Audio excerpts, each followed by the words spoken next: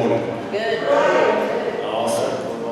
Okay, welcome to our in-person update today. It's good to see everybody. I got a chance to sit out there for a little while and speak to most of you as you came in. If I didn't get to speak to you, I'm glad you're here.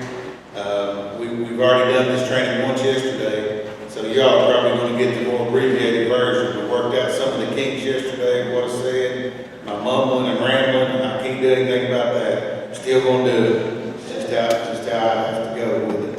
But we're fortunate this morning to have all of our district nursing staff here with us. They're very kind to us in doing this training. In the schools, they don't all get this in-person training from the nurses, so we're fortunate to have them. And I really appreciate them doing this for us each year. So, and that's a big part to Ms. Amy Sam. She's our district nurse. So, thank you, Ms. Amy. Appreciate you. These are all of our nurses back here, girls. We appreciate the job you do for us to help keep us safe and help our kids get to school with the medicines that they need. And that's what this morning's all about. Okay, it's our in-person medical training. You're going to get your bloodborne pathogens, and I'm probably forgetting some other stuff, but this is all kind of housekeeping stuff. She may get into a little bit of the COVID situation, if you've got questions about that. But mainly this evening after lunch, I'm providing lunch for you today. We're going to have some pizza from my favorite place, Dino's. It was very good yesterday. They're going to serve you out there in a line. We're going to keep it moving. We're going to keep our social distancing guidelines in place. When you're up and moving about today, when you get a break or anything, go ahead and put your mask up. If you're social distance here in the seats with the tape on there, you're fine to let your masks down. It's just the new world that we're living in today. We got to figure out how to do all this kind of stuff, but we're going to do a good job with it. We're going to do a good job for this school year. Of course, hang on just a second. Oh, if you got your cell phones, go ahead and pull them out. Let's get them on silent. If your phone rings after this moment, you want to come up and sing a song for us. Marshall will get something pulled up here, karaoke, and we'll go maybe some MC Hammer or something. Go ahead. Yeah. We got a volunteer. Come on up, Mr. Runner. Thank you, Rob. I've got our staff here, our administrators from the office. We've got some new faces in the crowd. I want to point out a few of them to us today. We've got our special needs coordinator. Of course, I'm Mr. Cox. I'm the transportation director. And I'm going to introduce our team here. Got Victoria Cousins right here. She's waving. Everybody sees Miss Victoria. She deals with all special needs. If you've got any questions about any students that has special needs, IEPs, anything like that, she's our go-to. And this is mainly for our new folks. So let me see a hand of all our new folks that are on board for the first time. We got right here, Massey, right here. Okay, let's give them a big welcome. So welcome aboard, guys. Glad to have you on our team. And while I'm on that, any of our newer drivers or experienced drivers, if you know anyone that was driving a school bus, hey, get out there and pitch to them. Right now is the best time to get in. We've got, actually, just recently, we've got some positions available. We've got openings for bus drivers. We're hiring. How about that? So, if you know anybody that, we also have a position at the district for district nurse. If you know anybody that's a nurse and looking for a job, they need to contact Miss Amy Sams. So, but yeah, we're hiring bus drivers. Go figure. I really appreciate you all. I know you've got a lot of questions today. Got a lot of concerns on how this school year is going to work, and I've been working really hard, working with the Department of Education, our local school board, and our administrators in the transportation department here to roll out a good plan for us to be safe and to keep our kids safe when they return. I know you have a lot of questions. I've got a lot of answers for you today, and hopefully that's going to ease your mind. You're going to get a picture of how this thing's going to work this year. As of right now, school is starting August the 17th. I'm not going to go into what I think or if things change. I know a lot of you watch the governor, a lot of you watch the president. There's a lot of controversy right now on the school's opening system. I'm not going to speculate, okay? We're going to have a job to do regardless, either way. If there's school, if there's not, I'm going to keep you working. We're going to continue to get your insurance. We're going to continue to get your pay, even if we have to do some homework. Watch those videos and fill it out, turn them in, like we kind of did toward the end of last year. But my goal has always been to preserve your jobs and to keep you safe, and I'm going to fight for that to my detriment for you. I said it yesterday, and it's kind of coming back to me a little bit, but I've done a lot of jobs in the school system. I've been in different districts. I've got one of my former students right here, Jeremy, raise your hand. No? Boy, I tell you. I had Jeremy as a little student. He was one of my prize students. And now, does that mean you get special treatment, Jeremy? I trained him up right so he can handle anything that I throw at him. But like I said, I've done a lot of jobs in the school system. I've been in different districts working. I've been a teacher at elementary and middle. I've been a principal several years, but out of all the jobs that I have done in my career, this is my absolute favorite. You guys are my people. It's 100% my favorite job. I love working with you guys. I love the job that we do. I think that we have, without a doubt, and you know, there's other people here that deal with other parts of the school system, but I think that bus driving is the most important job in the school system, and I think it's also the toughest job in the school system, and I'm not kidding. I drove a bus. I've had my own route. I've been a sub. I subbed probably, I used to love it when they'd say, you're going to be on this route for a week.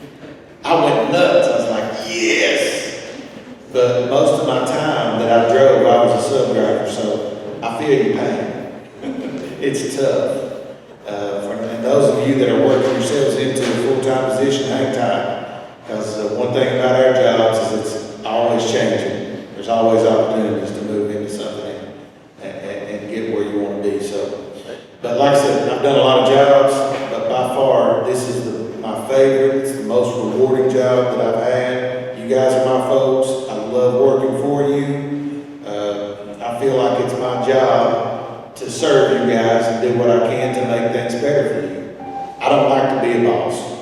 I hate it. I hate when I have to go in boss mode, but I love working for you. I hope you feel the same, that you love working for us and for our kids. So it's good. It's good to see you. It's good to be back in this building with you, to have you guys thinking about starting school back. There's going to be a lot of information come out today.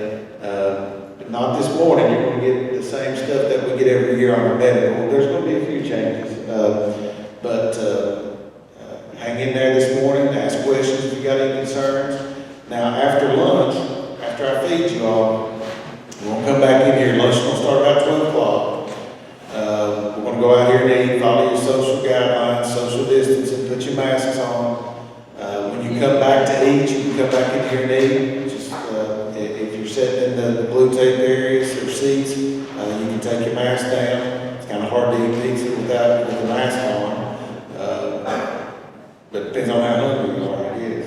Go right through it. So we'll get that taken care of. We'll be back in here at 1 o'clock.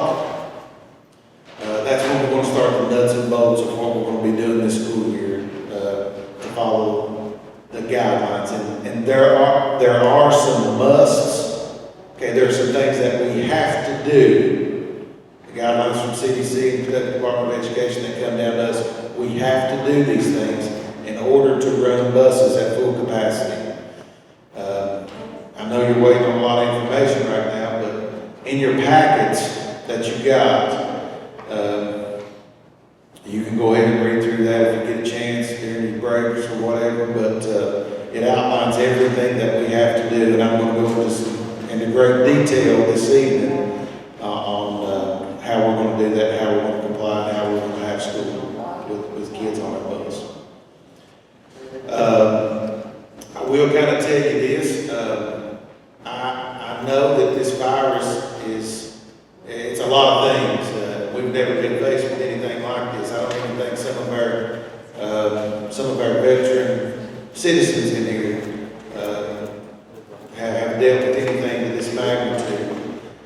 A pandemic, I mean, that only happened once every, 150, 200 years, something like that, but it's all new to us. We don't have anything to go by. All we're going off of is what they did in the past, and they're trying to roll out these regulations and how to deal with it, how to curb it. You hear a lot about the curb, and I'm going to go ahead and recognize that it is political. Whether you want to say it is or not, I mean, there's one side that's kind of saying, yeah, it's really bad, one side saying it's not. There's a couple of political parties that are kind of butting heads over it, whatever. But we don't have the luxury when we're dealing with students to get into that. I know each of you probably, you're one way or the other with this. It's real, it's not real. But I can tell you from experience, it is real. It is a virus. It's out there. You can catch it. The thing with this is, and I'm not a medical person, I'm not an expert, I'm giving you my opinion, okay, so that's my disclaimer. The best I can tell is, if you contract this virus, you don't know how it's going to affect you. If you have underlying health concerns or vulnerabilities, for lack of a better word, with your immune system, it could be worse than it affects others. But I've had personal experience with it. On July 22nd, never forget it, it's my anniversary. But on July 22nd, I tested positive for COVID-19. I was scared, didn't know what to think, because all I was watching the news, hearing the bad stuff. All you hear in the news is the bad.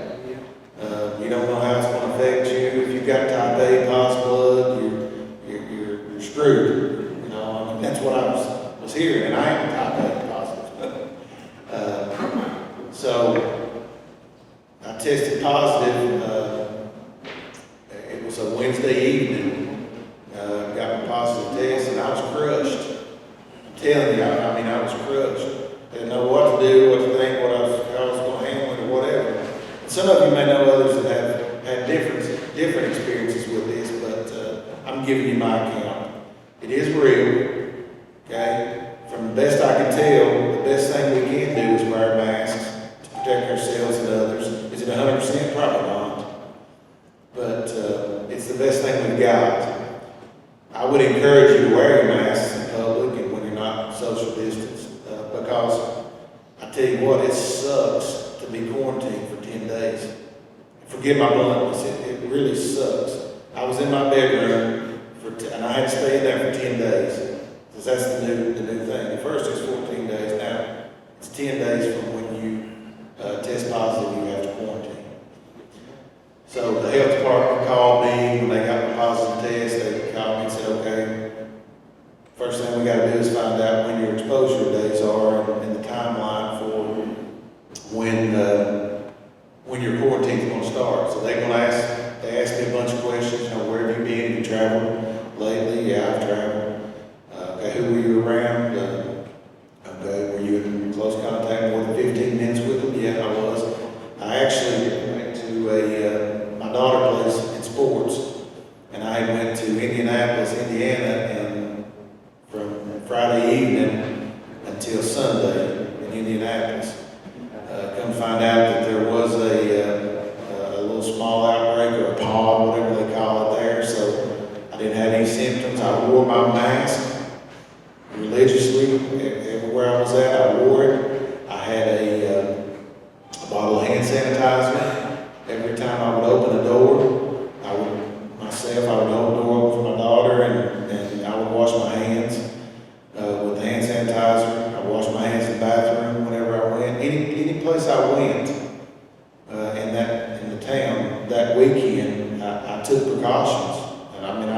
really did it. So I came back and everything's fine. Came back and the night before I went to get my test, my legs started hurting.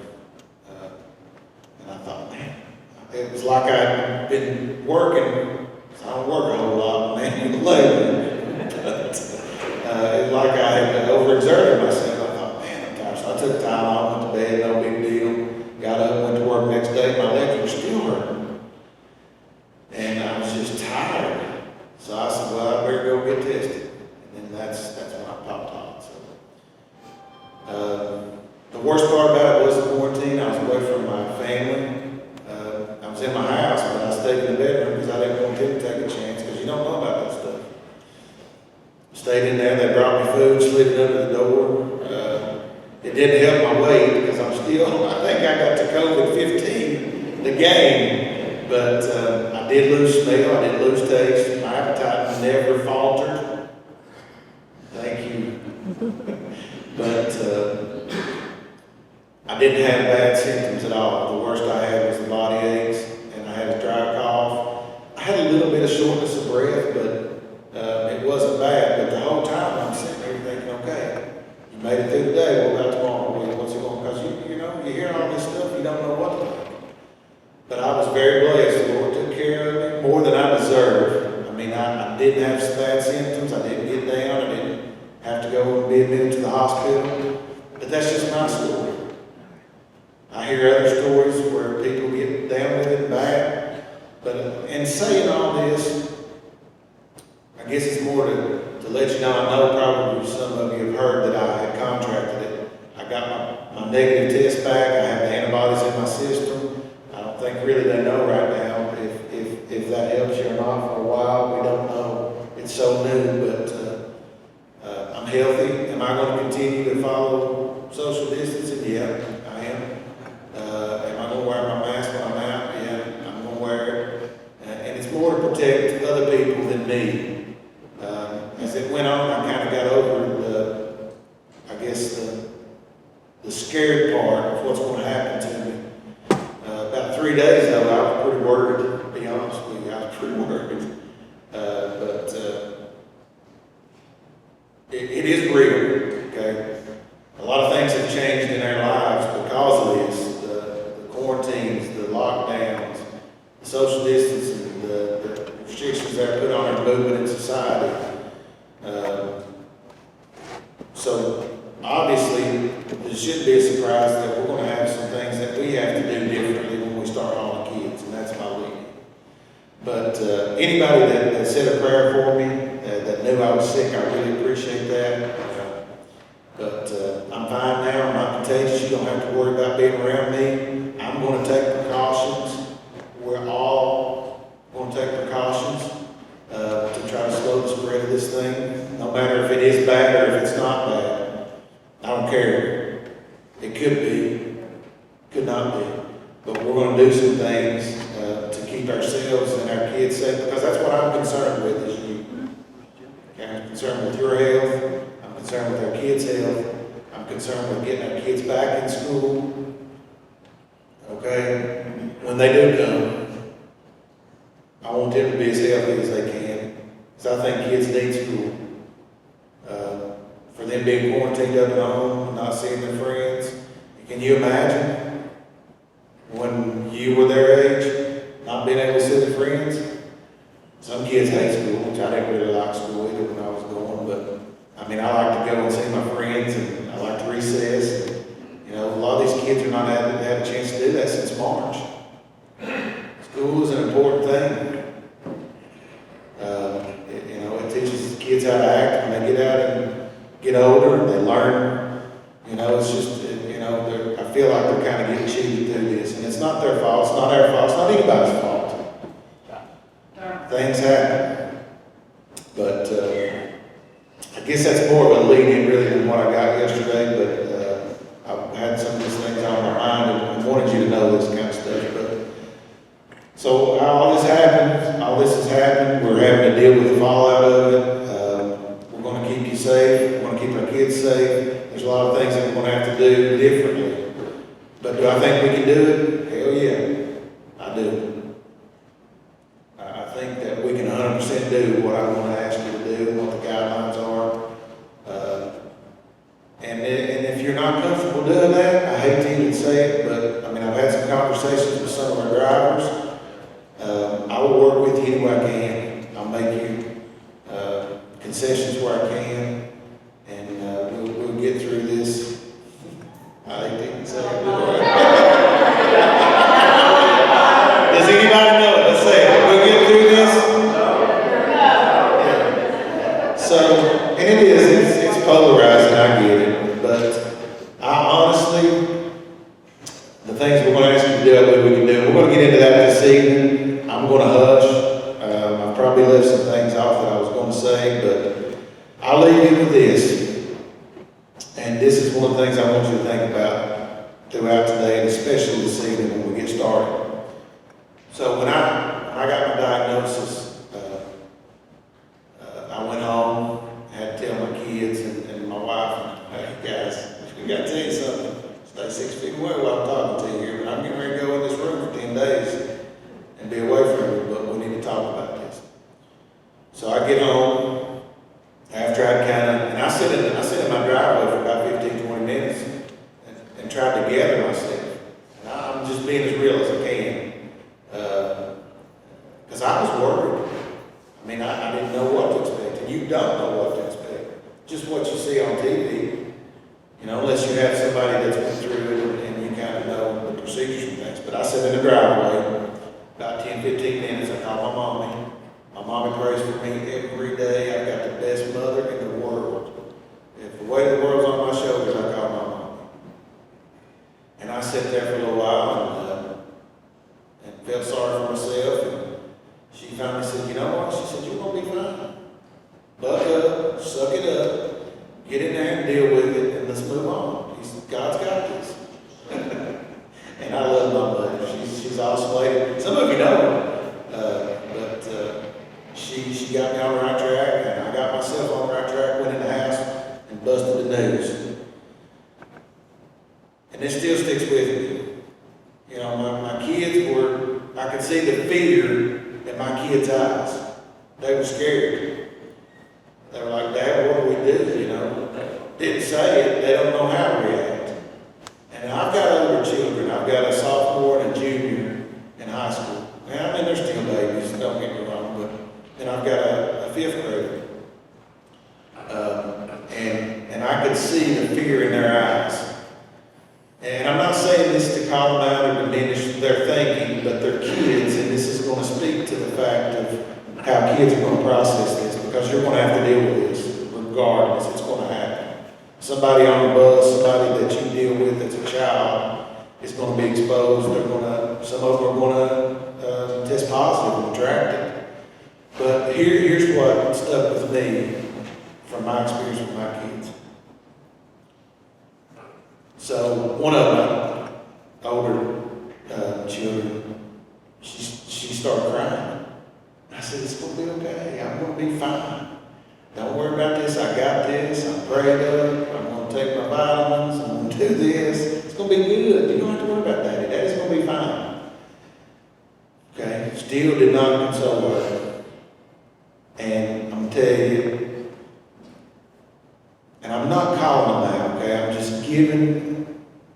giving you the realness of this. I'm giving you what kids are going to have to deal with. Daddy, and I may get choked up a little bit.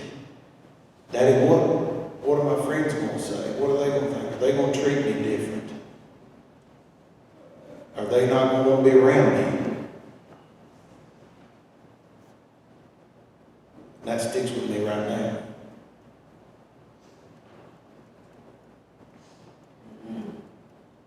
It's not good. That's what our little kids are going to be dealing with. Why wasn't you on the bus yesterday? Why ain't you been here for 10 days? Get away from me. You know how cooties are. You got cooties. You know, and they're at home listening to both sides of the political parties fussing back and forth, and the parents, they're hearing it when they watch Andy at 5. They're hearing the parents mad at the governor, mad at this, they're taking their liberties. All all they're hearing is all this bad stuff at home. And they're getting it from both sides, okay? There's Republicans and Democrats everywhere. They're getting it from both sides. They're going to bring, the little kids are going to bring that to school. And somebody that has they don't have, a child does not have any bearing. It's not their fault that they got sick. It's not their fault that they contracted it. They're going to get school. You know how kids are. We deal with it every day. We don't allow bullying. We call them out, we write them up, we deal with it, we move them, we handle it. But they're going to be on the bus, somebody's going to get it, and they're going to treat them bad, and they're going to feel bad about it. And that's going to suck for those children. You know how it sucks for us right now, just dealing with the changes we have to do. Think about a kid. They don't know how to rationalize this. And if we can take anything away from this, to get ourselves in the right frame of mind to do the things that we need to do to get these kids in school and have some kind of normal life, it's going to start with us realizing that it's not their fault.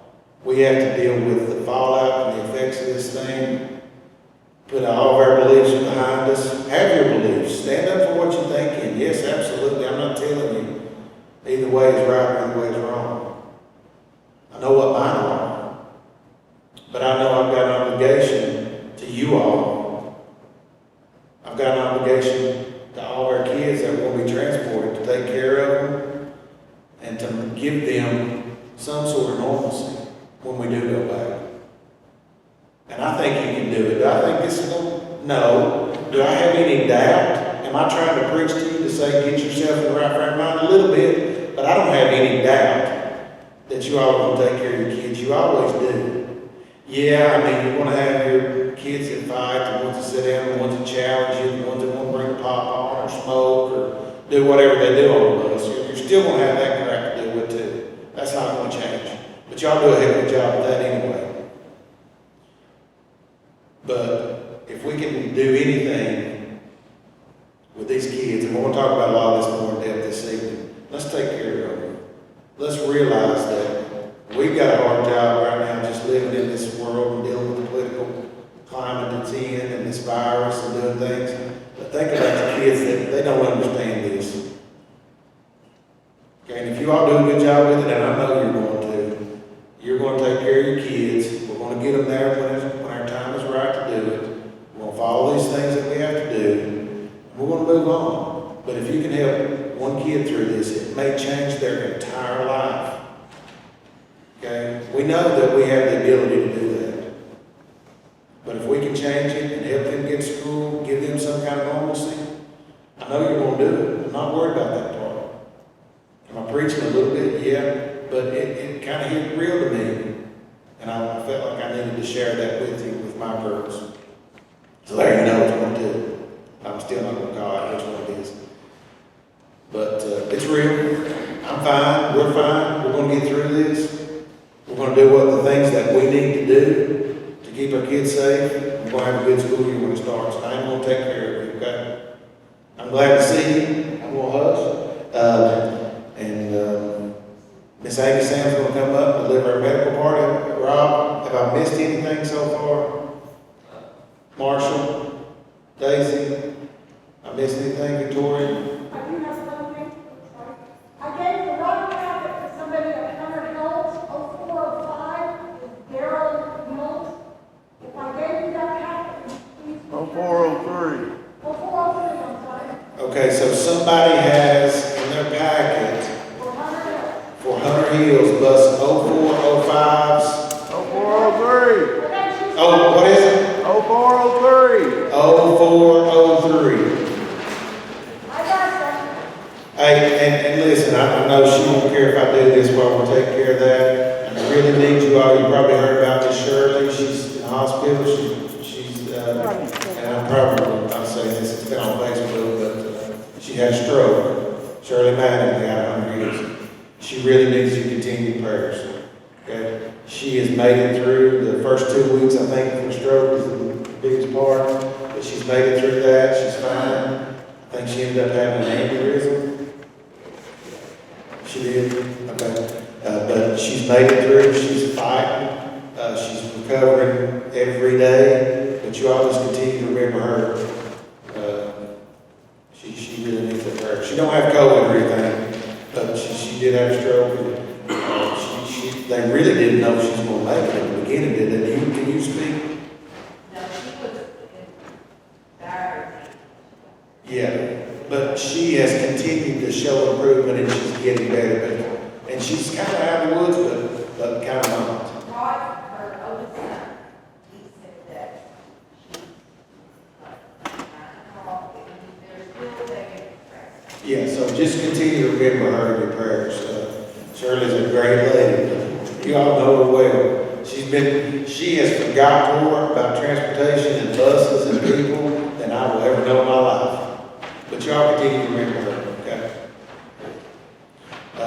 Anything else? I forgot to mention for all my new folks out there. Brittany, would you stand up? This is Miss Brittany Snyder. She's our transportation secretary. I think, if I missed anybody else, Daisy.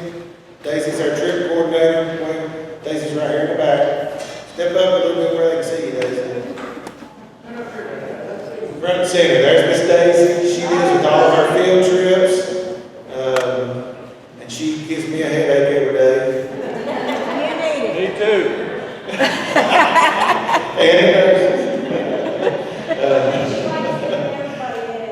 But anything to deal with field trips, if you want to do some extra field trips, make some extra money, she's your go-to. Wayne, she takes care of you, don't she? Yep, Wayne, he's aggravation too, though, I know. But, okay, I'm going to be quiet. I'm going to turn it over to Miss Amy.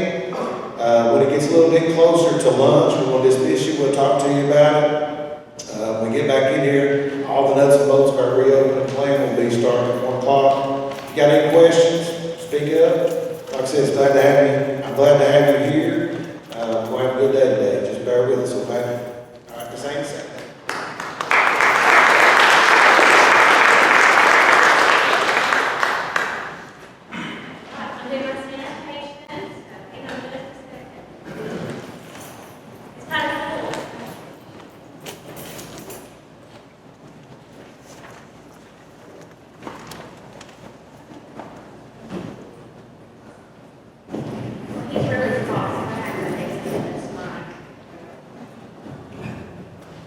Short girl problems. I've already told the nurses in the back, I was like, I've got to switch my shoes so I feel a little bit taller. Again, my name is Amy Sams, school health coordinator, also a school nurse out in these schools. So I know I'm sitting here when they said, has the new ones raise their hands. I'm like, I know a lot of these people. We've seen you, I've seen you over and over. So welcome back and congratulations on your new job. A lot of the stuff that Todd mentioned earlier, I think bus drivers and janitors are our two most important jobs in the school system. Okay, every job's important, but I really admire those two positions. Why do I look at the bus drivers? Is because you see the beginning and the end of the day of a child. You know their most vulnerable moment is maybe their home life. Or you go and you take a kid home and there's police cars and there's the social services. You all see that. Us in the building, we don't see that. So hats off to you all. Thank you for what you do. And like you said, we work as a team. There's no I in team. So we go on to each other and we will get through this together. Okay. Again, I'm just going to, in the back, I've got nurses, our district nurses, they're wonderful. They'll have scrubs on, so we'll go over the training, the checkoffs with them. So that just kind of gives you who you need to go to. Yesterday, when we did this training that we go over every year, there is a few little changes, but it's more on medication. I was having a clicker issue, okay? I'm not technology savvy by all means. I have discovered I'm not good at it at all. When you have to go to your 12-year-old child and say, how do I do this? That tells me I'm getting too old and I don't know how to do this. All right, so this training is required by state through KBE. And I've got to say all this stuff. This PowerPoint slide does have to be presented to all school employees. We've been doing this for about 10 years. just a little bit every so often. One of the things is by Kentucky Department of Education, Kentucky Department of Public Health, and Kentucky Board of Nursing. Okay? Where's my new people? Raise your hand. Let's put you on the hot seat. See, there's not many. Okay, good deal. Again, clicker issue. Oh, that's me now. Okay. And I'll be honest with you, I will tell you, I'm the first person that if I make a mistake, I'm going to own up to it, because we're all human, okay? And if I make a mistake, I'm going to own it as soon as I realize I made a mistake. Our goal is to make sure that you understand how to handle medicines when they get on your bus, make sure you know how to handle emergency situations, and also stress out who you need to go to if you have questions, if you need help, and how to give medicine that is going to save a life, okay? Again, you're probably going to be the only person that's going to be with 70, possibly plus kids, maybe with a monitor, so guess what? Again, hats off to you. You've got a lot of responsibility. This training is only good for 1 year. For the current school year, it's only good for the current school year. The current school year is over in June the 30th, so that's why we have to do this annually. And again, it is state required. There is KRS, some legal stuff that goes behind it. It will be on this PowerPoint, which Rob and them will have all of that available. One of the laws, and this is something that Todd spoke on earlier, is privacy, okay? We have the law called FERPA, which is the Family Educational Privacy Act. So within that Privacy Act, educational records, okay, has to have a consent by the parent or guardian. However, there's some medical stuff that we can give out to another agency. If we feel like it's a social services issue, or if it's a court order, or if it's an immunization or certain kind of health information, we can share that. Otherwise, you don't share anything about an educational, just know that you have to ask for permission, get a signed permission form. Do you have to worry about that? No. But what I want you to know is if you've got a kid on your bus that has a health issue, do not talk to your friend as you're waiting for the buses to get loaded in the afternoon. It's only on need to know. So if you are that bus driver, or you're that sub driver, or you're that monitor, yes, you all can talk because it's a need to know, okay? To give you a little information about school nurses, our school district, as of now, has only registered nurses, okay? We don't have a nurse practitioner. If we go through a contract agency, which that's a possibility, they will have a nurse practitioner. But for you all, you follow the nurse that trained you, okay? And that will be through today and through the assigned school that you were assigned to. So only people that can delegate medicine in a school setting, okay? Get that, in a school setting. At home is a little different, but we are under Board of Education laws, right? When we're here, when we're in our bus hat, or nurse hat, or custodian hat, or whatever, we're under school laws. So that means for you to accept training, it can only be through a registered nurse, a dentist, or a doctor. More likely you're not going to have a dentist. You might have a doctor come in, but I doubt it. But they have to be a school board employee, okay? If you're a paramedic, or if you are something with firefighting or anything like that, you probably know how to treat some of this stuff. You still have to be trained by a nurse, okay? And so that's what you're going to go through today. There is a Nurses Practice Act, so there are some laws that is tied to that. Registered nurse, what we primarily do, we wear many hats. We do case management, so that means we work with you on how to make sure you know how to take care of that kid, okay? So we work on many different ways, and we take care, we assess them, we make sure that we get them to the right place at the right time. See, I told you, it just kind of flips through and all of that. There was a slide on there that talked about an LPN. We might get LPNs, I don't know, but you cannot take delegation, but we'll take care of that, okay? If you have to have medicine delegated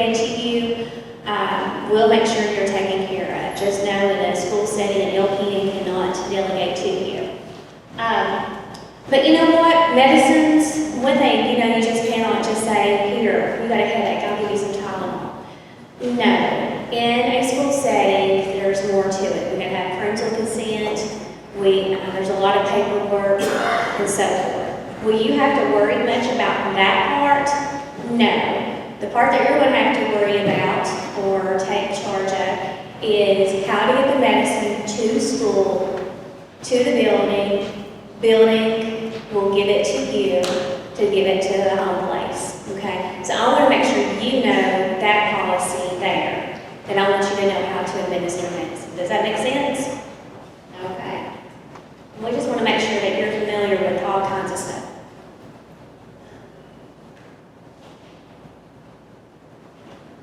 All right, so let's talk about storage of medication. How many here keeps an EpiPen nightstand on their bus?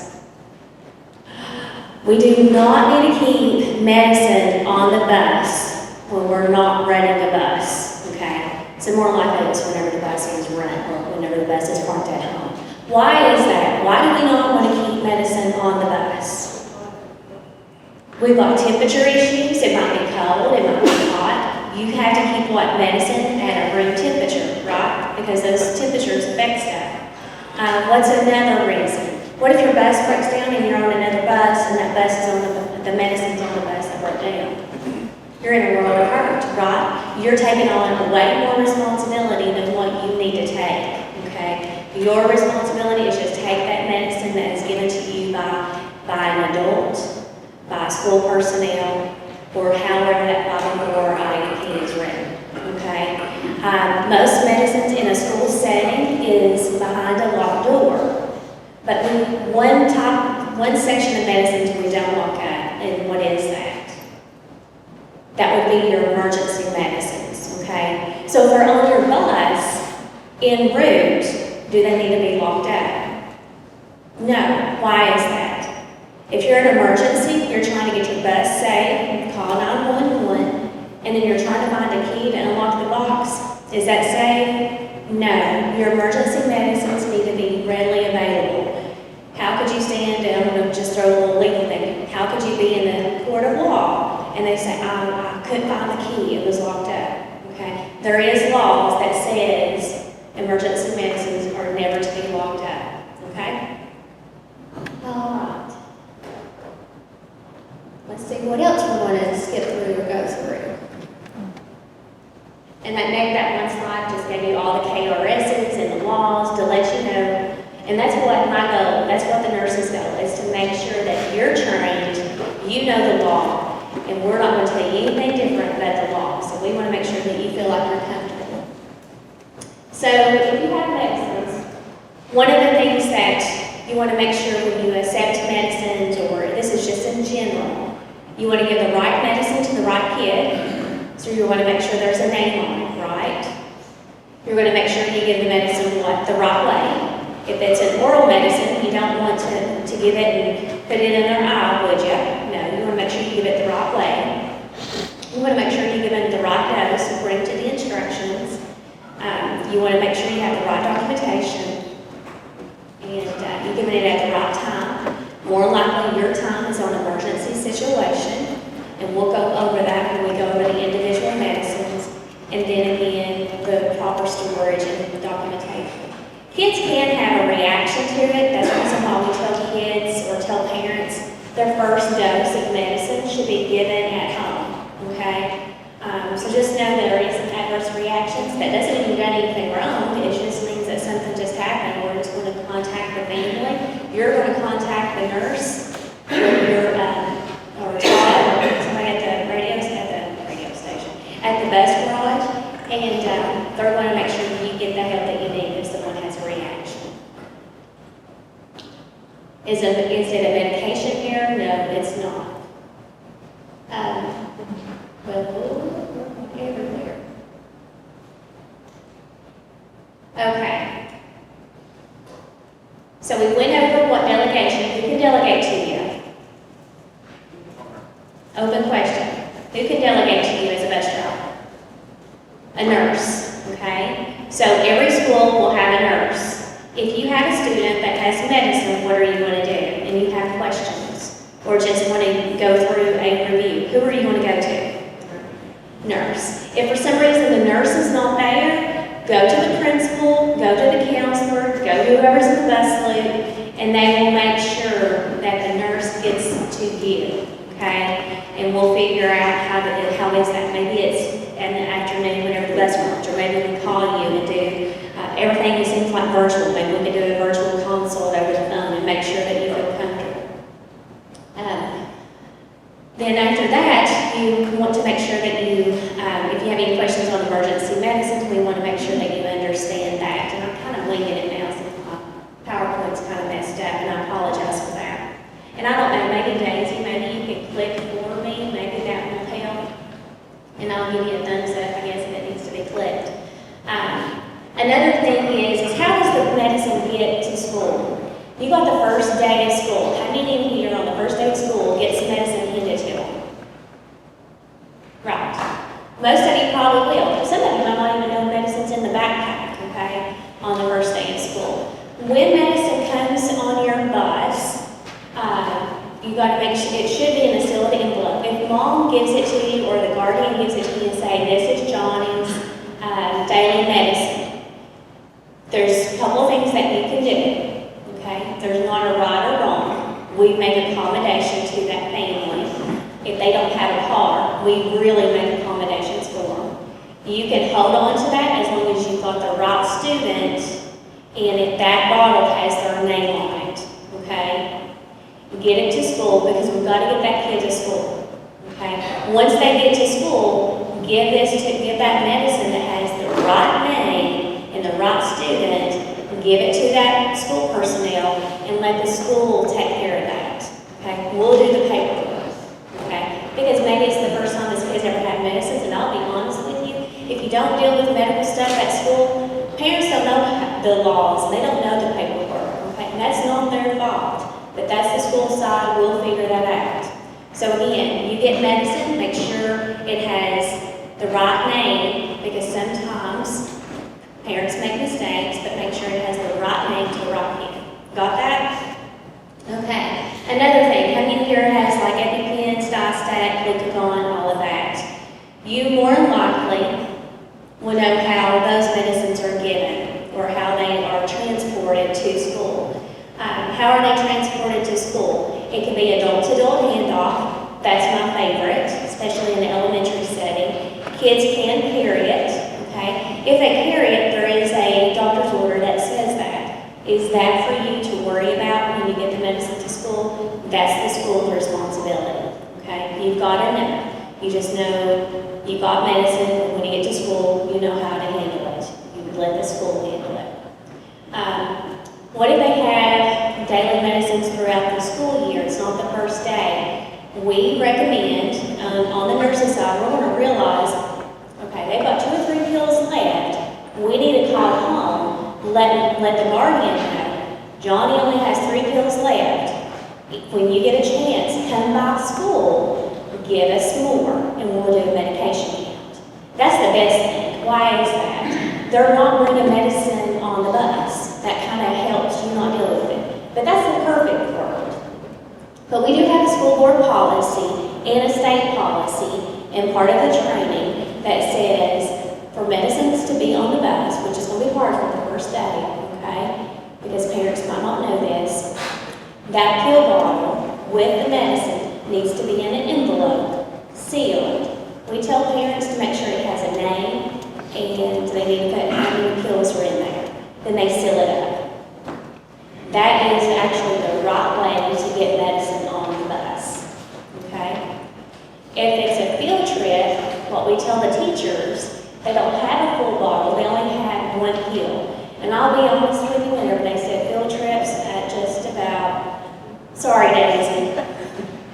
But our nurses, I want to make sure our nurses know you, because if it gets, and I don't think we're going to do many field trips this year. If we do, it'll be probably in 2021 after the flu and as COVID slows down, once the vaccine's out there. I really think we won't be going on many field trips.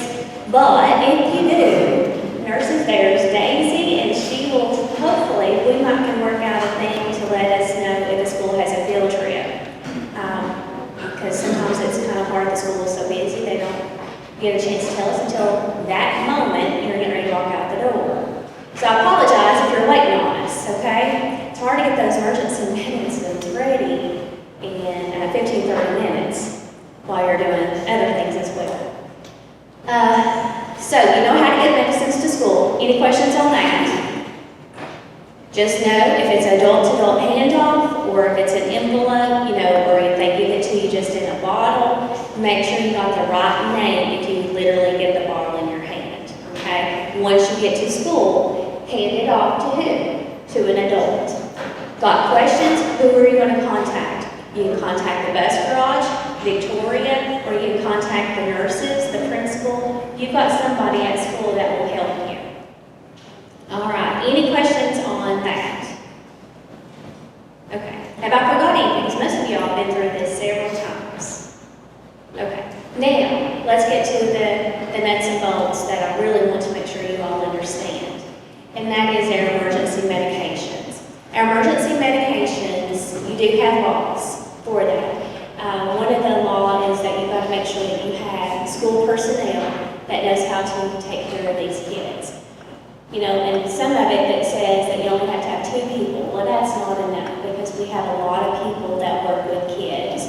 Bus drivers for one, bus monitors also is another one. We've got our special classes, we've got after-school daycare, so if you've got any after-school daycare people in here, there is a responsibility there. That's when you get with your nurse. So whatever hat you wear in school, if you're a bus driver, if you're a lunchroom monitor, or if you're an after-school daycare, which I doubt you would be doing that, but if you do, because you'll be on the bus or whatever, if you do, you wear a different hat. Talk to the nurse about that, because there might be something a little bit different on how to keep that medicine there at school. Questions on that?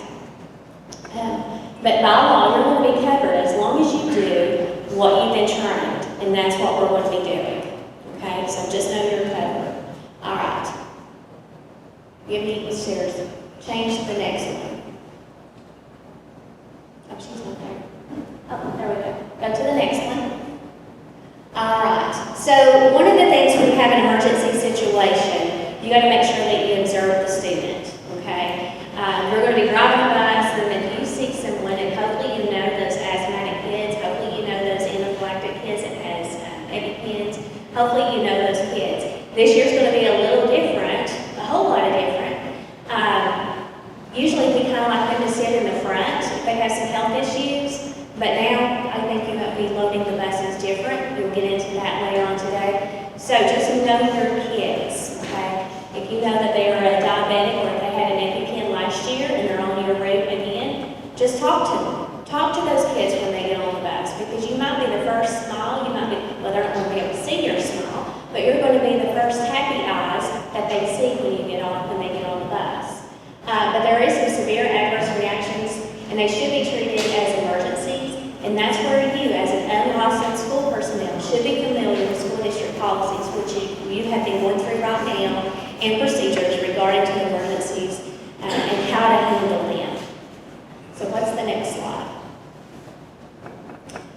Here again, this talks to you about prescribing medications. Here's the different things that we look for on a nurse aspect when we train people. But again, if you get a pill bottle that's just random that the parent just gives to you, it's okay to get a hold of it as long as it's got the right name and you got the right student, okay? And then from there, get it to school, get that kid to school so they can eat and get their education. The school side will handle all that, because there is paperwork. There's a side that the doctor signs, there's a side that the parent signs, but that's something that we'll handle.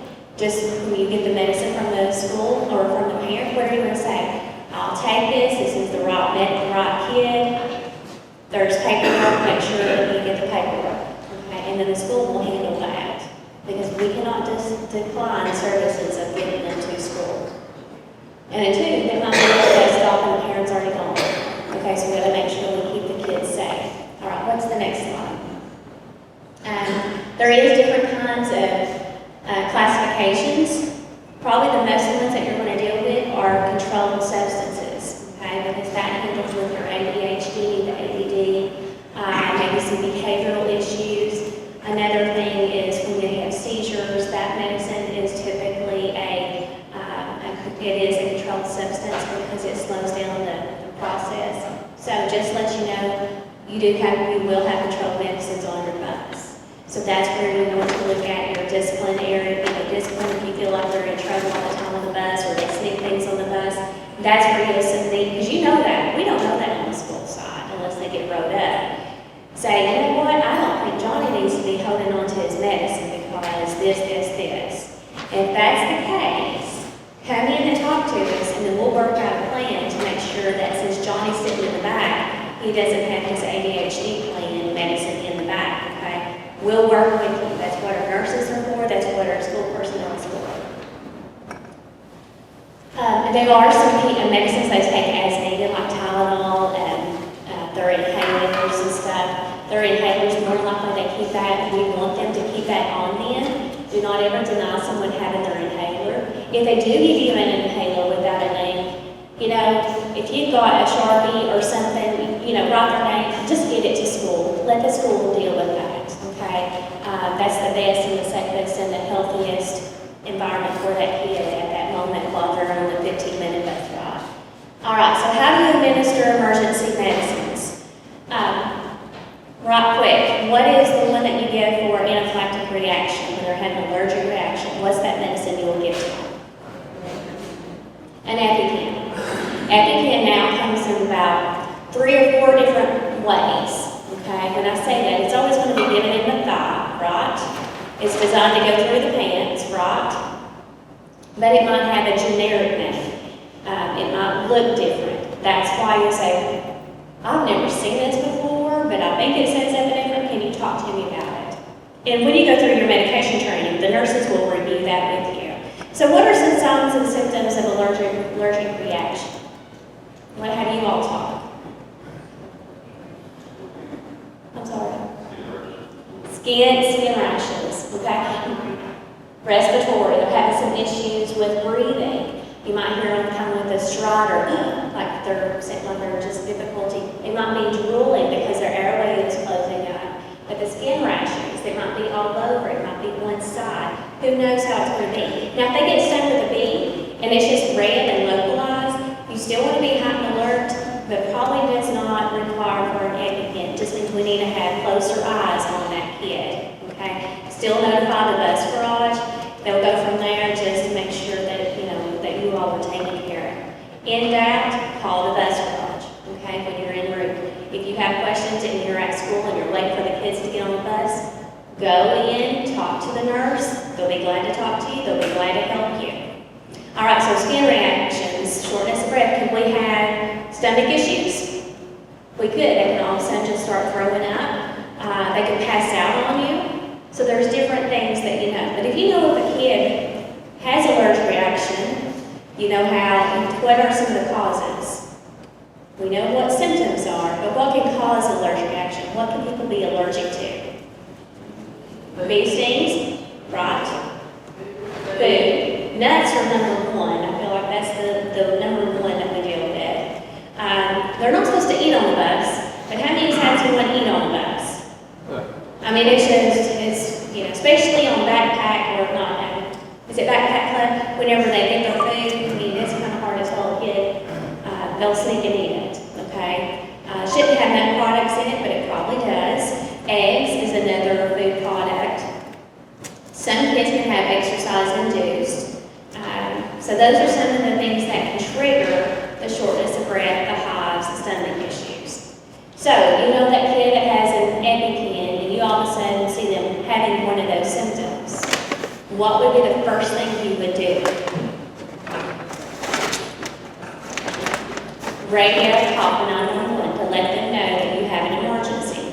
You would describe that emergency. While you're radioing 911, what would you do next? You want to get that bus in a safe position, right? Because you're going to have to leave your seat to go and attend to that kid. So get that bus in a safe situation, correct? After you do that, you're going to go where? To that kid. And this is where you got to work close with the school. You got to know where that medicine's at, right? So more than likely, these kids will probably have in their backpack. They might have a fanny pack. They might have a purse. They might have a trapper keeper, like a pencil holder. But that's where you need to know where it's located. Okay? So maybe if that kid, if Johnny gets on the bus, poor Johnny, he has so many issues. But when he gets on that bus, you know, you say, hey, hope you had a good day. You got that EpiPen? You know, and, you know, talk to him, okay? He's having a large reaction. You got your bus to the safe. You're going to go back to him. How would you administer that EpiPen? Okay, I'm going to put this down. I'm going to talk a little bit louder. Me talking loud, that's kind of funny, so I usually don't. So where, I'll get this EpiPen out of where it's located that we all know, because we've known this since day one, okay, for that individual. Where do I put this? Into the thigh. I always say this, but if you bought some big pants and it's got a seam, just go a little bit over to the other side to avoid that seam, okay? But it's not going to hurt anything if you don't, okay? You're going to automatically, it's either going to be orange or red tip, okay? You're going to put that color, just think, stop, I don't touch that area, okay? You're going to put that against the thigh. What are we going to do next? Pull the cap. There's always going to be some kind of cap that you're going to have to remove, no matter what device, top of it in the cap. What's the next step? Going to push hard, and I hope you heard that click, but you're going to feel that click. You're going to feel that click. How long do you hold that there?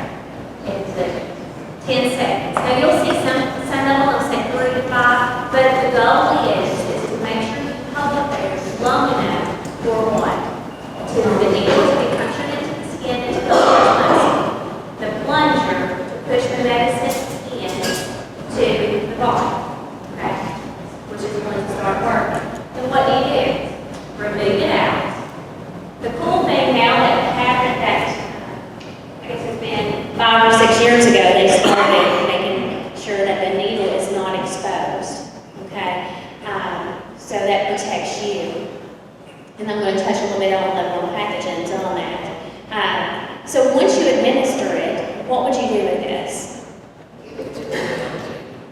Once 9 week gets there, you're going to give it to him, and you say, Johnny got this EpiPen at 3:15. Well, what happened? You know, what was going on? He was in the back of the bus, and all of a sudden he was having shortness of breath. One of the kids said that he was eating, or he got stung by a bee, and I gave him this. And then they'll go from there. Okay, they'll just ask you simple questions, and then you just answer what you know. You might can say, I don't know. You don't know, you don't know. You answer those questions and you give it to them.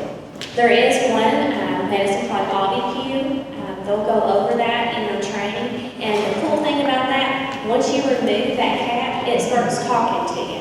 It's your instructor, it will tell you exactly what to do.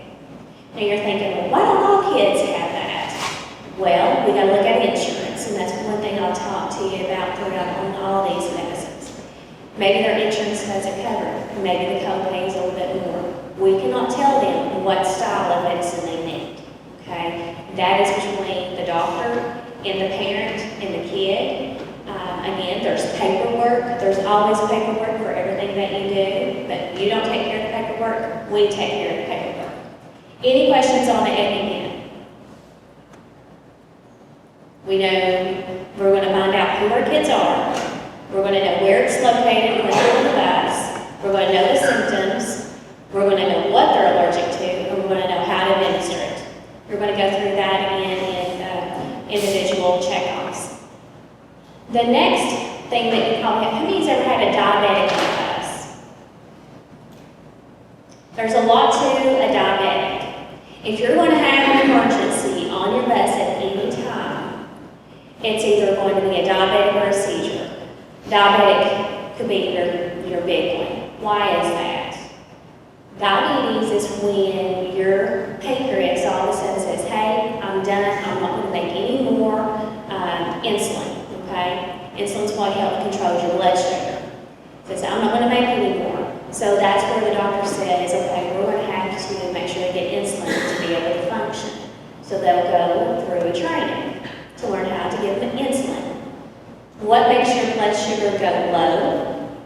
You know what some symptoms will make your blood sugar go low? Maybe you ate too much. Maybe they ate too much, or I'm sorry, they haven't ate breakfast before they get on the bus. Maybe they haven't checked their blood sugar. Maybe they're sick. Maybe they didn't, exercise before they got on the bus, but I doubt that's exercise, they didn't eat, they didn't check their blood sugar, and they get on the bus, and what's going to happen? They're probably going to pass out on you, they're going to be shaky, there's different symptoms, and we're going to go over that. But if they're going to have an issue, it's going to be first thing in the morning when they're on the bus. Why is that? Because in the afternoon, when they get on there, that's what we do at school. We have a 504 or an IP. Us nurses or the faculty that's designated, delegated to do this, we're going to make sure their blood sugar is checked 15 minutes to 30 minutes before they get on the bus. Why is that? We want to make sure their blood sugar is good before they go home on your bus. We don't want you to have issues. If we can prevent issues, we're going to prevent them. Not saying it won't happen. Now, if they have a little low blood sugar and they feel shaky and they're able to talk to you, you know, you might not know if their blood sugar is low, but if you see those symptoms and you know they're a diabetic, what would be the first thing you would do if they're able to talk to you, but they're shaky, they're not feeling good, they're feeling sleepy? What would be the first thing you would ask them to do? Give them a piece of food. They can eat. They need to eat something like gummies. I like gummy type textures like Sour Patch Kids or Skittles or Swedish Fish or something like that. You don't want to eat any like chocolates or of course you don't want nuts or anything like that because that takes time to process that. You want something that's fast acting sugar. Those kids will have that on person. They should.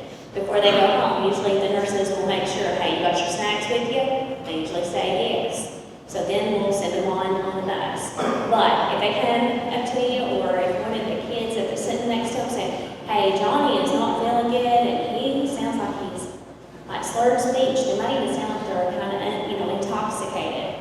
You know what? Hey, Johnny probably needs to eat. Go ahead and let him eat. I know they're not supposed to eat on the bus, but that is an emergency type situation. All right, what if they can't talk to you? What would you do for them? Because we know that a diabetic has this emergency medicine. What is that? Glucagon? How many has had a glucagon on their bus? If you've had a diabetic on your bus, you've had a glucagon on your bus. If you've had a diabetic on your bus, you've had glucagon. Glucagon comes in a hard case. So if you got someone that cannot talk to you, you know they're a diabetic, or if they have a seizure, what are you going to administer? You're going to call who? 911 or the bus garage. And then what are you going to do next? Pull the bus over, get it into a safe position. Then you're going to go where? To the kid. You're going to know where this is located because you've already talked to them. And then I'm going to show you how to administer this. And the nurses will go over this as well. You notice it's in a hard case because when you open it up, when you open it up, it's going to have a syringe, which has a needle in it. Okay? So that is the reason why it's in a hard case. But when you open it up, you're going to see a syringe and a bottle. So, I'm going to ask the question, how am I going to get this into this? How am I going to get liquid into this solid, into this powder? I'm going to have to take the cap off, right? Off both items. I'm going to put the needle inside the bottle, all the way. And what am I going to do now? I'm going to squirt, push the plunger, add the liquid into the bottle, which has like a little powdery substance in it, which is the medicine that we'd like to activate. What am I going to do next? Swirl. We don't want to shake it into any bubbles, so we're going to swirl. You leave that needle in at all times until you're getting ready to administer that. Why is that? We don't want to get stuck with a needle that's supposed to go into that person's that's going into a diabetic issue, because then you ruin the whole medicine. Okay? You don't want to accidentally give yourself some medicine. So I'm going to turn it upside down, right? Because if I get that, it works by gravity. I'm going to pull this medicine into this syringe. So what will I do? Pull the plunger down, and I'm slowly going to get that medicine out. No go into details with that and returning it. You take that bottle off. You got, this exposed needle. So what are you going to do now? You're going to find maybe the part of their abdomen, part of their thigh, maybe part of their arm. we'll go over that. This is not a real needle, it's retractable. And I'm gonna find an area where the arrow, push it all the way into that area. I'm gonna make sure I do not see that needle, okay? Be all the way in. What's the next step I'm going to do? Push that medicine all the way in. Okay? If there's anything different, the nurse will go, usually only get half of it, but I don't want to get into that right now. I'll let them do that in the individual. Once that medicine goes in, what am I going to do now? What do I do with this needle? Do not recap. Okay? Why is that? Because you'll, again, get stuck now with the dirty first time. When you want to go to the office, we clean the super cells with the clean needle. Now we're going to expose ourselves to the dirty needle. So that's why this case is a hard case, because it acts like a sharp scissors. Okay? So you just place it in there. Doesn't have to be perfect, just as long as you can get that into this case. When 911 gets there, what are you going to do with this? Give it to me. I mean, just say, I gave it. It's got a needle in here, but this is what I gave them. I gave it to them at 3:15. Okay? They're going to go from there. While you're waiting on 911, what are you going to do? While you're waiting on 911, you've already got the medicine. What are you going to do? Put them on their side. Why do you want to put them on their side? So they don't throw up. So anytime you are dealing with an EpiPen, any kind of emergency situation, what position do you want them in? You want them on their side, okay? Because if they throw up, what's going to happen if they throw up and they're laying on their back? More likely they're going to swallow it, or what we also call aspirate, then you've got a whole different ballgame. It's just a sideline position is the best position that you can put an individual, no matter what situation. And that's going to work really easy on that bus, right? That's again, if nothing's textbook, you know your bus, you know how everything works, and you all are troubleshooters, you're problem solvers, and that's where you kind of got to figure out how everything goes. Any questions on diabetes? Okay. The next one. Oh, there is one medicine. We won't really train on you on this one today, but if the student, because it's a very new medicine, not many kids are going to have this one. But if they do, we're going to let you know. Or if they say they got this, you'll say, you know, I'm going to make sure I talk to the school. Okay? But this medicine, instead of dealing with a needle, it's actually a nasal spray. That sounds pretty easy, doesn't it? I really like that concept. You just have to activate it by pushing it down, and then once you get the medicine activated, you just put it in their nose and you squirt it. Okay? And then that's supposed to help. When you give someone glucagon, it's not going to work immediately. It's going to take 5 minutes because that kid's blood sugar is being low. A low blood sugar is usually below 70. Kids react to different numbers. So it's going to take time for that medicine to get into the body to make that blood sugar go up. So when you go from a low to a high, you could possibly throw up. Yes, they can have a seizure if they have a low blood sugar. So you might have a couple of things you have to deal with. A seizure activity, which now let's go into seizures. But while they're having a seizure, you're going to have to figure out how you're going to get that glucagon. But you can do this, okay? If you have questions, the bus project's going to be there to able to talk to you via radio. 911 will be able to help you if needed as well. You're always going to have help. But if you have a seizure, does all seizures have to have emergency medication? No, no. You can all of a sudden, I could all of a sudden have a seizure. I don't have a history of it, but just something goes on, I can have a seizure. Doesn't mean I need emergency medication, it just means I need to go straight to the hospital to figure out what's going on, okay? But some kids has history, especially our special needs bus, might have a history of seizures. They'll have emergency medication. So, if they have emergency medication, guess what? They have a doctor's order. They have a history of seizures. That's where you really need to talk to the parents, the nurses in the school, maybe their teacher, to figure out how their seizures, because not all seizures are the same. Some of them might have maybe a blank stare, some might have, body shakes like convulsions, maybe on one side, all over. That each kid's going to be different. and they're scary. 30 seconds can seem like an eternity.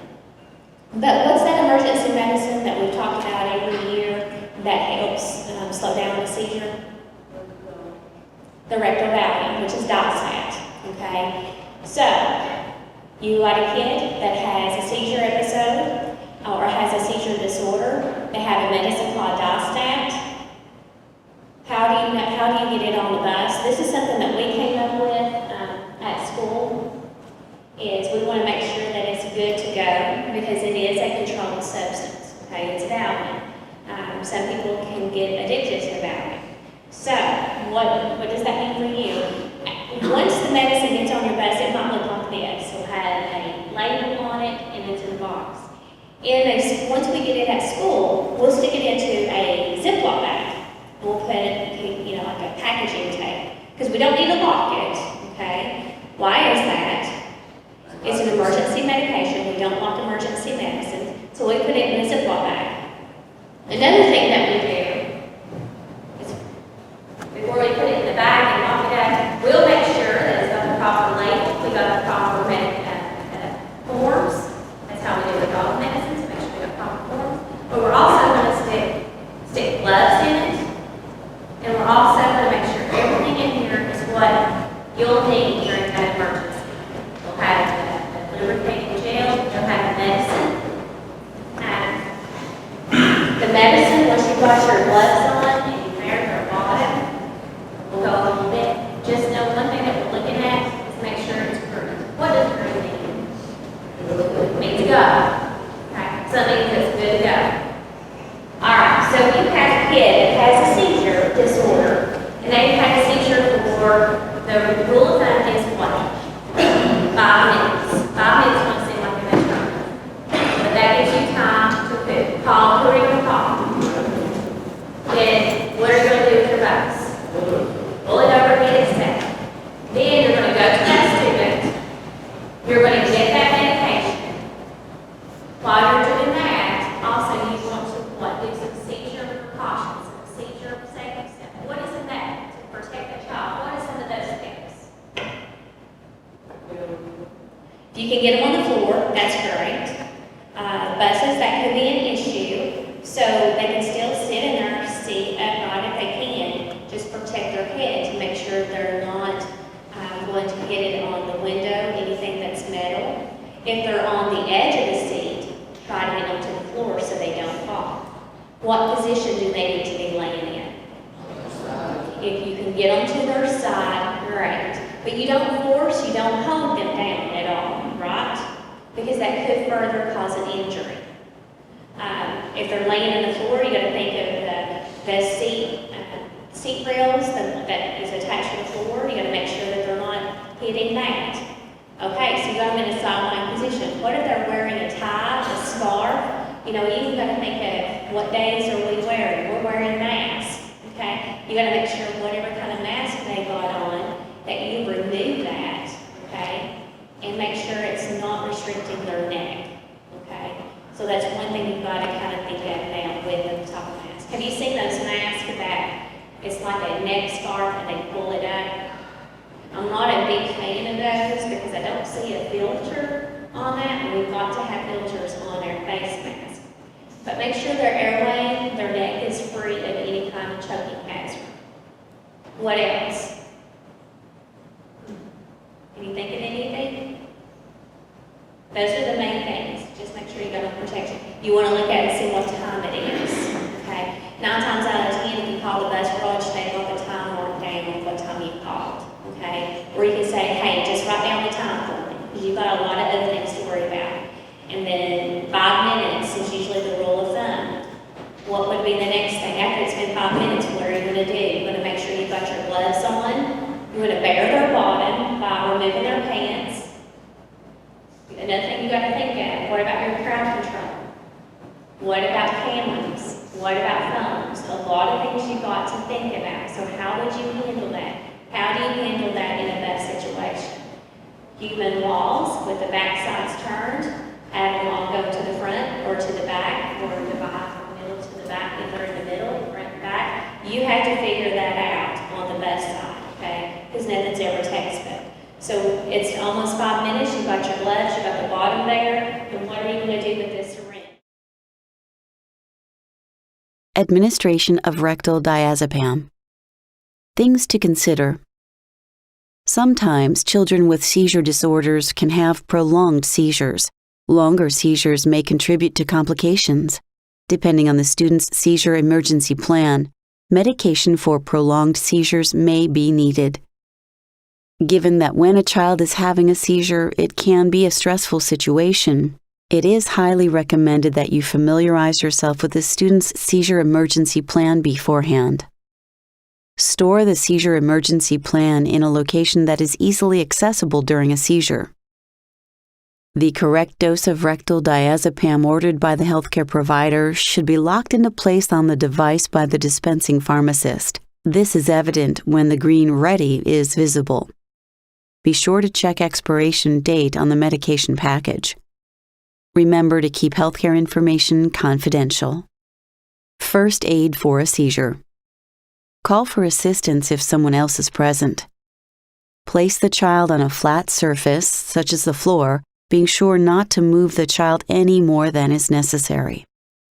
Turn the child onto their side to allow vomit or phlegm to be expelled rather than inhaled. Place something soft under the child's head to protect them from injury. Ensure the child's airway is not obstructed. Loosen tight clothing around the child's neck. Do not restrict the child's arms or legs. Ensure there is no furniture or objects close to the child that could injure him or her. Review the child's seizure emergency action plan. Gather the emergency medication and needed supplies in case the seizure lasts longer than the designated time frame. Procedure for medication administration. Identify that symptoms of a prolonged seizure are present and that, based on the child's seizure emergency plan, medication needs to be given. Note time of seizure onset. Call for assistance if you have not already done so. Assemble supplies and place on a clean surface. Check the medication kit and the medical order to be sure it is, for the right child, the right medication,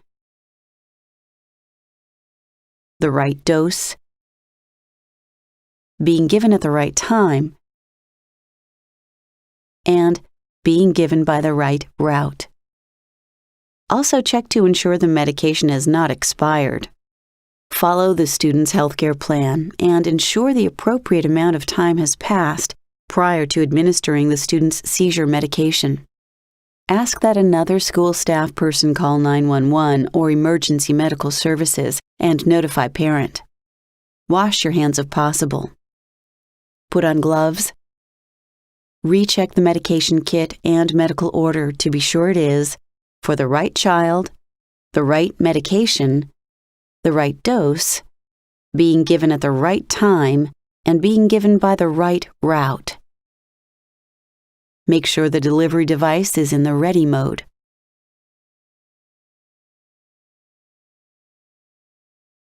While providing the student with as much privacy as possible, remove clothing from buttocks and drape the buttocks with a blanket, pillowcase, or other barrier.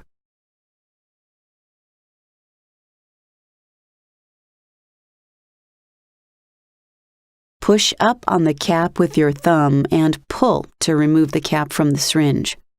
Open the package of lubricant. Lubricate the tip by inserting it into the lubricating jelly.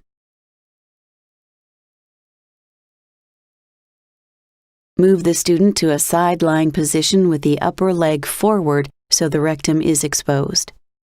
Using non-dominant hand, separate the buttocks to expose the rectum. Using dominant hand, gently insert the syringe into the rectum until the rim is snug against the rectal opening. Push the plunger in, slowly counting to 3 until the plunger stops. Hold the syringe in place after inserting the medication and count to 3. Remove the syringe from rectum. Immediately hold the buttocks together and count to 3 again. This helps keep the medication from leaking out. Keep the student on his or her side. Keep blanket, pillowcase, or other barrier in place to provide privacy for the student. Note time of medication administration. If alone and you have not already done so, call 911 or Emergency Medical Services now. Monitor seizure activity and respiratory effort. If breathing stops, begin rescue breaths. If breathing and heartbeat stop, begin CPR. Once rescue squad arrives, inform them of medication administered, including type of medication, dose, and time. Remember to dispose of all used equipment and medicine safely out of the reach of children. Remove gloves and wash hands. Document the date, time, and dose of medication given, in addition to what was observed during the seizure. Follow up with the parent or guardian and healthcare provider as needed. You want to take the cap off? You want to take that lubricated gel? You want to lubricate it? Or you can actually stick it inside that pack, which looks like a ketchup pack. Once you put it into that pack and lubricate it, you're going to bare their bottom. And what you're going to do, you're going to slowly push that plastic in. You stick this white ring. This is going to be flushed to their bottom. Okay, it's going to be flushed. So that means it's not going to hurt internal. Okay, it's designed to not cause any further harm, but to slow down the blood procedure. Once it's in there, you're going to slowly push that plunger. Like I said, slowly push that and then when you slowly push it in, you're going to want hold their back or keep it in there. It's going to grab it. Once you push the medicine in, hold that syringe there. Okay, hold it there for at least 3 seconds. Why is that? Because it might want to come out. If it comes out, is there anything you can do about it? No. So when you push the medicine in, push it slow. If you've ever pushed toothpaste, guess what? It goes all over the place if you do it really fast. You want to do it kind of slow. Once it gets in there, hold that syringe there for 3 seconds. Pull it out, then squeeze the butt cheeks for 3 seconds. Provide them privacy. Give them, pull up their pants, pull up their, thank you, Miss Carrie. Right there around that mask. And I should have known that, but anyway. Pull up their pants, give them privacy, and then you're waiting for who? 911 to get there. You're going to give them the medicines. I had Johnny, like I said, he's got all kinds of issues. You're going to say, Johnny, he got some Diastaks, this much. Now, is he going to wake up from his seizure immediately? No. It usually takes 2 or 3 minutes. When I've done it in the past in the playground, I thought after 5 minutes was never going to get there. I was like, what are we going to do? It's hot out here. We try to give him shade because we don't move his seizure. So I had someone bring an umbrella to kind of give him some shade. It almost was actually 4 minutes before he started slowing down. Okay, and once he started slowing down, he went into a deep sleep. And on as we ended up doing some different things. 911 got there and I said, this is what's happened. This is what he was doing. This is when we got the medicine, and here we are now. Okay, we give it all to 911. Any questions on Diastat? There is a new medicine. Again, it's a new one, so that means it's going to cost a little bit for parents. And we can't push it on by. It's called intranasal Versed. Now, wouldn't we much rather get something in the nose? Yes, that's how it's given. We don't have any right now in the school setting because that's a new medicine that just got approved in February or March. So we're going to start seeing that. When that medicine does show up, I want you to get with the nurse at that school when we get it, and we'll go over more in detail with that, okay?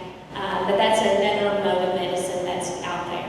Another type of medicine, how many in here had to put some kind of like little tab inside their cheek? There is one called Clonopin, and that's an oral type that you put like right inside their cheek, and it dissolves. If I had to rate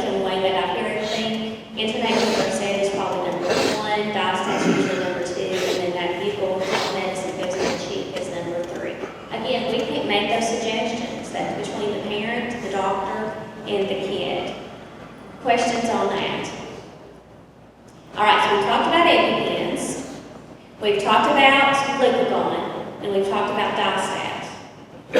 Is there anything else that you can think of? Do you know how to take medicine on the bus? Do you know how to take medicine? Do you have any questions about medicine getting on the bus? Have you had any situations about medicine getting on the bus? I see a lot of sleepy people. Because you've been there, done that, and heard this. Apologize. All right. So you know how medicine gets on the bus. You know, if you get a bottle that just show up, the first thing you want to look at, does it have the right name and the right kid? We're still wanting to get these kids to school. What are you going to do with that bottle? You're going to hold on to it. I don't know the logistics of the bus. You're going to hold on to it once you get to school. Hand it off to the school personnel.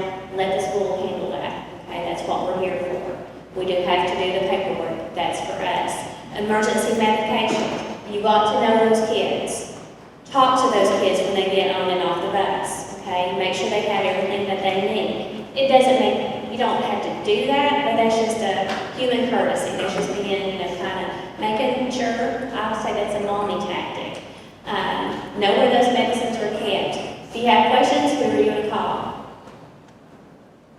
You can call the bus garage or call the school and they'll get the school nurse. Okay, just know you're never by yourself.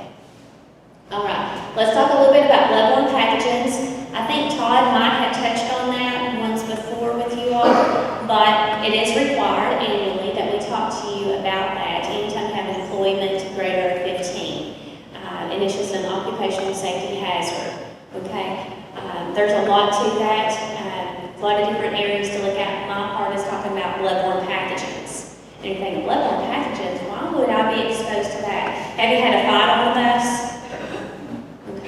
Have you had a diabetic on the bus? Have you had an EpiPen on the bus? You are always, those are potential of being exposed to a bloodborne pathogen. Potential. Bloodborne pathogens, there's 3 types. There's a hepatitis B, hepatitis C, HIV, okay? Do we know those kids or those individuals that had those viruses? We don't. And you're probably thinking, but we should. No. Because we're going to treat everybody the same. We're not going to segregate, we're not going to discriminate, and you don't want to hold that title that I've had this. Just like Todd was talking about his daughter, is people want to look at me different because we had COVID in the house? We don't want to do that. So some of us might go to church or in a community event and know that a kid's probably got hepatitis B or hepatitis C or HIV. But do we bring that to school? No. We got to do that separation because we're covered in school, FERPA. So if you talk about that, you're violating a law that we as a school board employee have to follow. Okay? So don't bring community information into the school setting. You let that parent and that child bring it to school. So what would you do? Do what you do with everybody else. We've already got one protection. We're all going to have masks on. But your number one is having what? Have your gloves on. Okay? Have your gloves on. Anytime you have someone that bites on a bus, that deals with blood, that maybe is a biter, you might have somebody on special needs or something like that that's a biter. Someone that's a diabetic, someone that's an EpiPen, you've got all those scenarios of why you need to protect yourself. That means everyone went and cleaned the bus at the end of the day and then ended up finding a lancet on accident, a little needle device from a diabetic, and you stuck yourself. It's happened. So guess what? Be careful. No, be careful when you clean. Make sure you protect yourself. Okay? So if you did get stuck with a needle, or if you got bitten, or if you got blood that's been spewed into your eyes, or on your hands, or on your body that you're worried about, what would you do? The first thing is go wash your hands. Wash off that area that was exposed. Okay? Soap and water, 30 seconds. We have received that education a lot since March. Okay? So that's your number one defense. Second, your mask. I think that probably should be first, I don't know. If you get exposed, once you wash your hands, who are you going to call? The bus garage. The bus garage is going to call who? More likely they're going to call me. And there's some paperwork. We're going to make sure you get to the doctor within 23, 24 hours, okay? And I'm going to say you need to go to the doctor right now just so you can have some blood work, okay? We want to go ahead and have some blood work done just to see, get a baseline to see where you're at, okay? It's just a part of protection. That's a part of OSHA. We want to make sure you're protected. If you are, there's only one vaccine that's out there, and that's for hepatitis B. That vaccine has been given since 1992. So if you're 1992 or older, or 1992 and up, then guess what? You're covered because you had hepatitis B since you were born. If you were born after or before 1992, if you was born before 1992, guess what?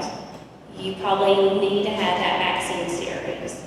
But that's between you and your doctor. We do offer that. We offer that for free because that's a workplace protection that we want to make sure that we provide it to you. If you have questions or concerns, please contact your bus garage and they will get a hold of me and let me know. Any questions on bloodborne pathogens? If you have a fight on the bus, if you had a bloody Band-Aid, do you know how to handle that on the bus? Does it just go in a garbage can? No. It's got to go into a biohazard container, okay? So if you don't have that on the bus, maybe you have like a garbage bag or a Ziploc bag, stick it in that, tie it up, and then when you get to maybe a school or to the bus garage, there is a biohazard place that you can put it.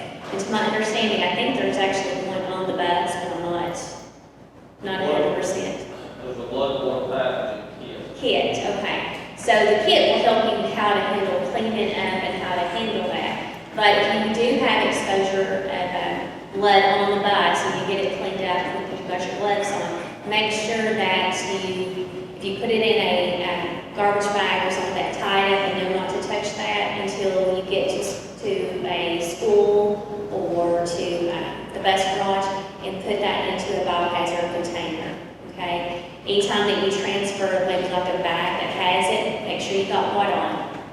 Gloves, okay? Any questions on that? Okay. The next thing is hands-on CPR. There is another medicine called Narcan. We don't have it in our schools yet, but I want you to know, just because you all have families, you've got your home life, and we all have probably got somebody in our family that has a drug issue. There is a medicine, and some of our schools have that, especially if they have a safety officer, and it's called Narcan. You've probably heard that before.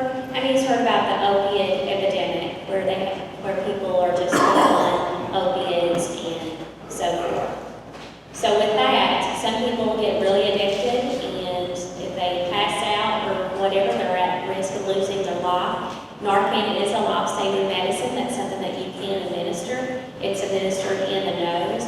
Listen, if you do have a family member or if you have somebody in the community that you're probably around that is at risk of that, you can always talk to your doctor, to a prescribing physician, and they will write you a prescription so you can have it on hand. Even if you have children at home and you feel like they have an issue, you can talk to your doctor. They will write you a prescription because it is a life-saving medicine. So while they're pointing at the hands-on CPR, they do have a new regulation. I think it's been about 2 years or something like that. Anyways, you don't have to be certified in CPR, but we want you to know how to handle a cardiac arrest situation. So this is kind of what we do in the community setting. This is what we're teaching kids in the school that doesn't have to be go through the full class, is if you have someone that passes out, that becomes unresponsive, how would you handle this situation? And listen, this doesn't mean you're certified. This just means it's giving you knowledge to be able to take it to home or take it to a community setting. If you're at church or if something happens on your bus, you'll at least know how to handle hands-on CPR. There's only 2 steps to it, okay? So saving a life, no matter if it's emergency medicine or CPR or whatever, they make it simple because you all are unlicensed personnel, okay? You all didn't go to medical school. You all just wanted to drive a bus, or just be a parent. You didn't realize you would have to do all of this stuff, right? So they make everything simple. This is about as simple as it can be. Go to the next slide. There's only 2 simple steps. Number 1, you call for help, 911. If it's in a school building, you dial 9, then 911. Then the second step is push hard and push fast in the center of the chest. You see where their hands are? It's right above the shoulders, right in between, and you push hard and fast. That's all you do. So after you call for help, get them onto a flat, firm surface and push hard and fast. You do that until you physically cannot do that anymore, or until 911 gets there, okay? 911 might tell you some other things to do. You just do whatever 911 tells you. You keep on pushing hard and fast, okay? Go to the next slide. This was developed by American Heart Association, and it's just to be easy, okay? Next, go to the next slide. Go to the next one. That just gives you some statistics, because this is more what we're going to teach kids. When you push hard and fast, just make sure you want to keep your arms kind of locked in. You don't want to have what I call a noodle arm. You want a straight arm, okay? You want to be pushing into the chest. Some different beats. I don't know if you've ever heard Staying Alive or whatever. I'm not going to sing for you, but if you get to that beat in your mind, that's the kind of the rhythm that you should have.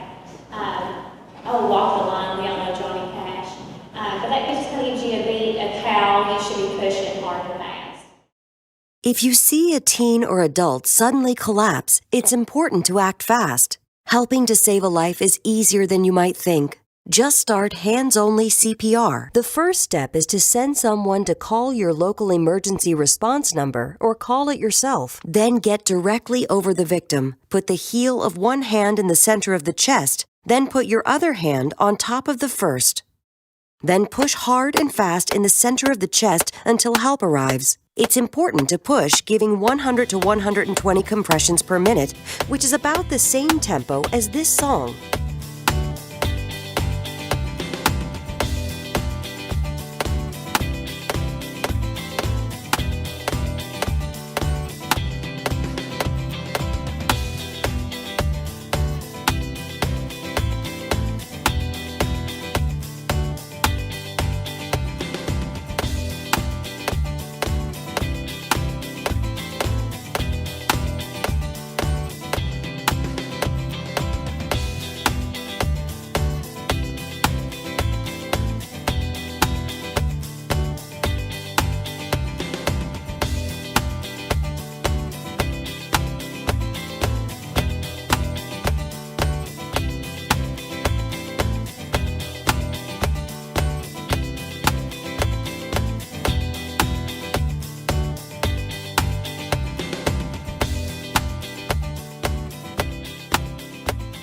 Let's hope you never have to use hands-only CPR. But if you see a teen or adult suddenly collapse, don't be afraid to try it. Remember, call your local emergency number, then push hard and fast in the center of the chest until help arrives. Your actions can help save a life. To learn more, visit international.heart.org. Firm surface. Just think if you're at home and you have to do this and they're laying on the couch or they're laying in the bed, should you do that on that area? No, they need to be on a firm surface. And you keep on doing that until either, what if he wakes up or if he starts coughing? What would you do?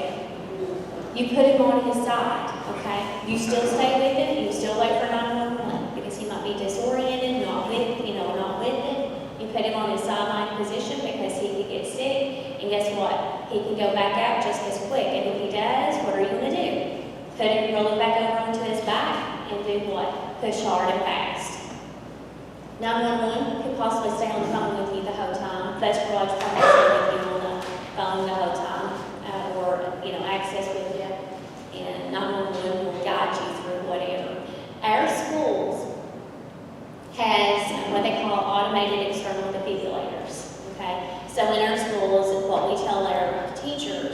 We have people that are certified in CPR, so they know a few more steps. But what they're going to do, they're going to say, call 911, get the AED, they're going to start CPR. When we tell them to get the AED, they're going to go into the location that's located at school. They're going to take that whole machine, bring it to that certified CPR person, and they're going to attach it. Okay. Now, to get the AED, do you have to be certified? One of the things I want you to know about an AED, once you turn it on, it's going to tell you step by step of what to do. Okay. So, doesn't mean you're certified, but you still can turn on a machine, right? You can listen to voice prompts, so it will tell you everything to do, okay? And if you haven't done it yet, if you haven't applied the pads that they tell you to the bare chest, guess what? It's going to keep on telling you that until you apply that pad. It's going to tell you everything. So have you learned anything about emergency medication? 9 times out of 10, there is instructions. Sometimes they'll even talk to you, and you're never alone. We always have access to EMS. We always have access to the bus garage.